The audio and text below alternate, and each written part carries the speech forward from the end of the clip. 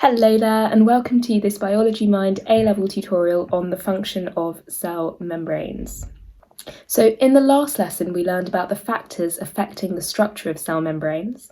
We looked at what happens to cell membranes at different temperatures, solvent concentrations and solvent types, and we learned that membranes become more permeable when their structure is disrupted.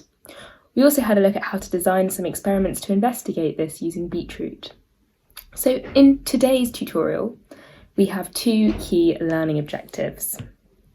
So number one, the function of cell membranes, and number two, the function of membranes around eukaryotic organelles. So let's start with having a look at the cell surface membrane in general. So all cells are surrounded by cell surface membranes. This includes both eukaryotic cells and prokaryotic cells. Now, what are the functions of cell membranes? So number one, they have a barrier function. So you can see that the cell membrane separates the inside of our cell from the outside of our cell. And this phospholipid bilayer, remember that's what we call it, that's our nice biology terminology that we need to use in our exams. Our phospholipid bilayer, I write that here, phospholipid bilayer is separating our inside from our outside of our cell, so all of these awful pathogens that we don't want getting inside our cell don't get in, and equally other molecules such as ions that we don't want to get into our cell can't pass through into our cell because of our barrier function of our membranes. That's number one. Now, number two is membranes allow for control of movement of substances that they allow to move through the barrier. So either they don't allow substances to move through the membrane, so remember that's our barrier function that we covered as the number one function of membranes, or they allow substances to move through the membrane by diffusion or osmosis. So remember, diffusion is the movement of a substance from a high concentration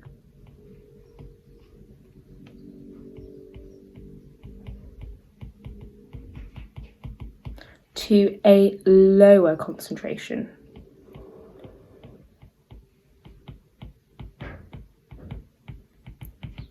Down their concentration gradient. Remember, that's what diffusion is. Osmosis, similarly, is movement of water molecules from a high concentration to a lower concentration. Okay, down its potential gradient, so higher water potential to a lower water potential. All right, so that's ways in which membranes can control movement of substances. Now, cell signaling is the third function of our membranes. So this occurs when we have a receptor, as you can see here, on the outside of our cell attached to our membrane. And this is a substance that binds our receptor. And this leads to an effect inside our cell. So let's label this up for you. So this is our receptor. This is our substrate, which is just what we call the substance that binds our receptor. And that binding then leads to effects inside the cell. So this is our third property of our membranes. They allow for cell signaling. So our fourth function is cell recognition. So again, we might have something like a receptor on the outside of the cell, and these receptors can detect when there are other cells around the cell, whether that be bad cells, such as pathogens that trigger our immune system, or whether that just be other cells of our own body. So these receptors detect these cells being present. So in particular with these sorts of things like pathogens, what it will be detecting is an antigen. So now let's just have a look at all of that in just a writing format, just to recap. So we have four functions of our membrane. Number one, barrier function. Number two, controlling movement.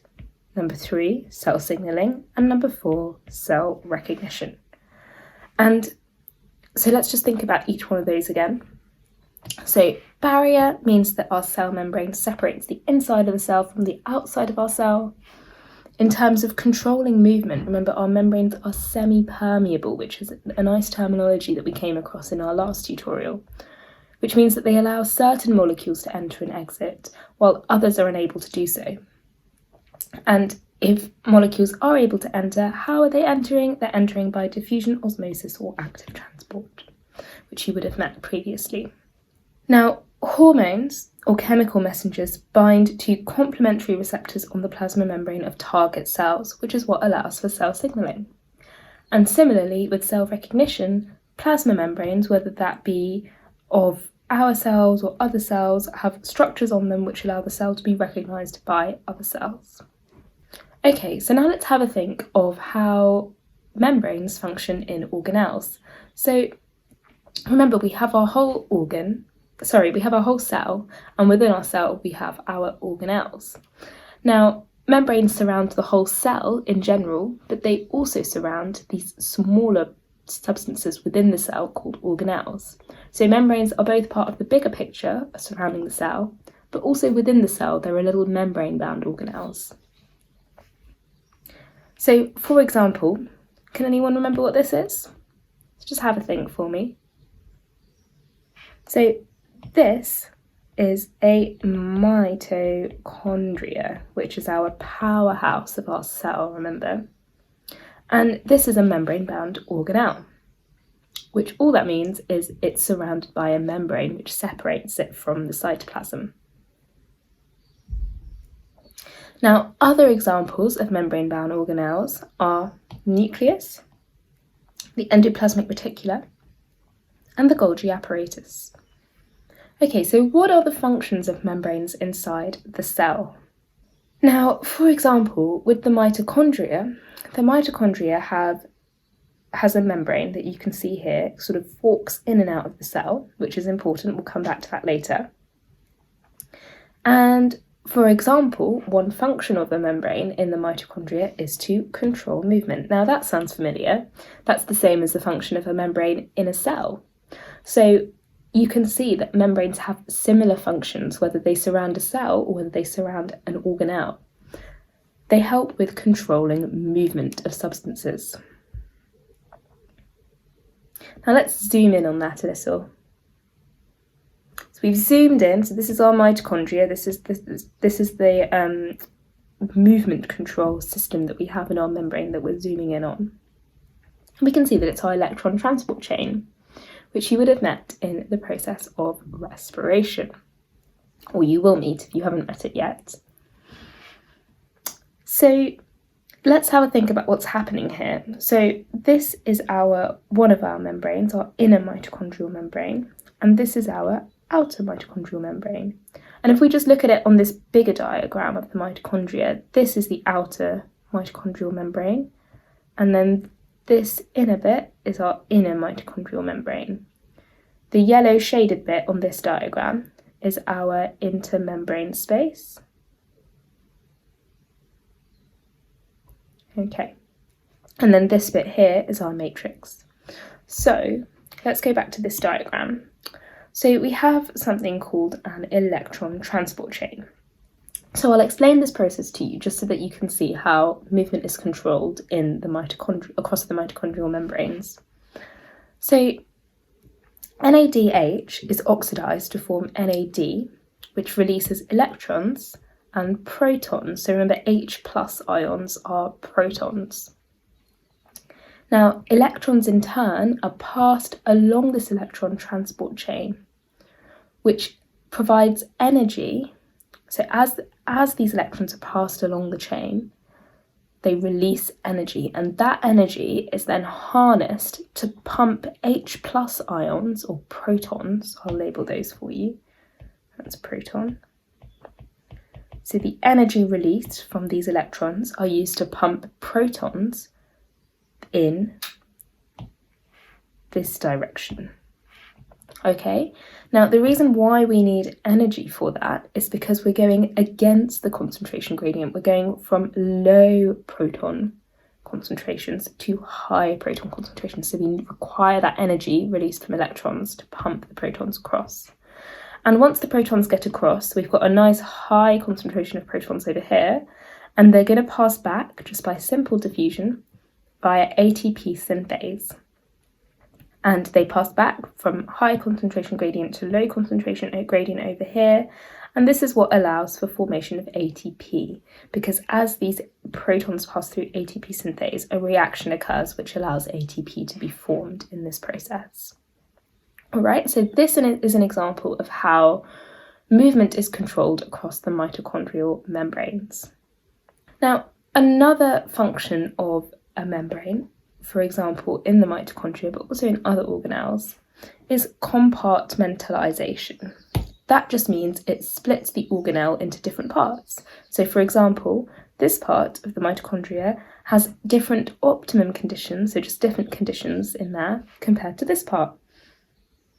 And that's an example of compartmentalization, because this is compartment number 1, and this is compartment number 2.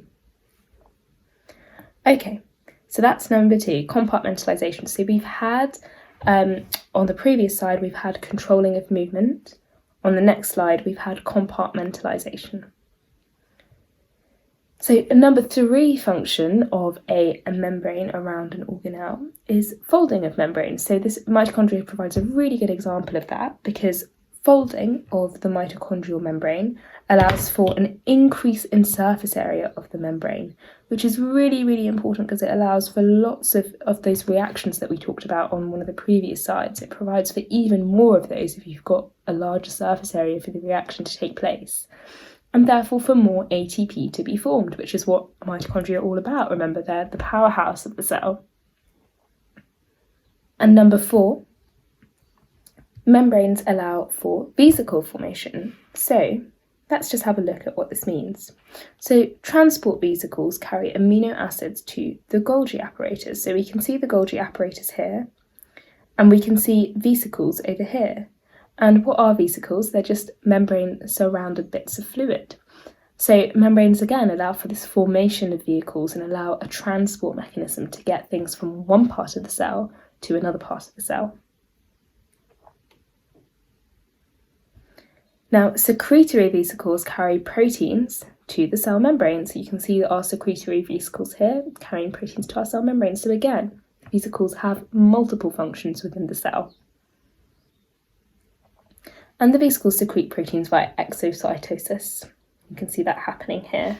So this is our process of exocytosis, which is where the membrane of our vesicle fuses with the membrane of our cell, allowing for release of the substances within it. Okay, so just to recap, we have 4 properties of membrane-bound organelles. Number 1, they allow to control movement. Number 2, they allow for compartmentalization, which means that each organelle can have its own specific environment within different parts of it, plus also within the mitochondria, for example, versus the cytoplasm, so different environments between the two. Number 3, it allows for increasing the surface area on which reactions can occur, such as respiration. And number 4, it allows for vesicle formation, because membranes can form vesicles which can then transport substances around the cell. All right, so that's us done for today. Well done for following through, and I will see you for our next lesson.